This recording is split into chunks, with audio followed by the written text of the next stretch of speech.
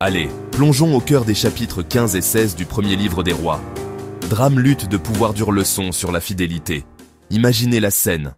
Israël-Juda, autrefois un royaume uni, sont maintenant divisés.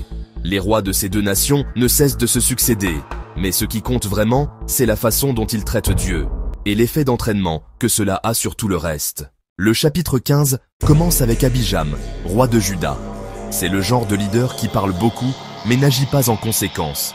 Au lieu de suivre les traces de son grand-père David, qui était entièrement dévoué à Dieu. Abijam répète les erreurs de son père, et se retrouve empêtré dans des guerres et de mauvaises décisions. Puis vient Asa, le fils d'Abijam. Et c'est là que les choses deviennent intéressantes. Asa n'est pas parfait, mais il prend le changement au sérieux. Il élimine les idoles, restaure le culte approprié, et apporte même des offrandes dédiées au temple. La fidélité d'Asa se distingue, surtout quand on regarde ce qui se passe au nord, en Israël. Maintenant, 1 roi, 16. Celui-ci est fou. Le royaume du nord d'Israël est comme une porte tournante de rois.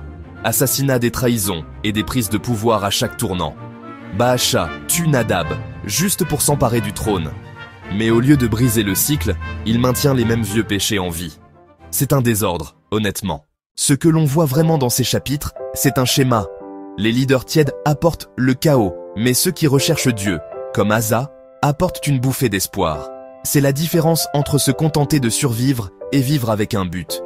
Il y a autre chose qui est tissée à travers ces histoires, le caractère de Dieu. Il est juste et miséricordieux, prêt à pardonner, mais aussi disposé à laisser les gens faire face aux conséquences de leurs choix.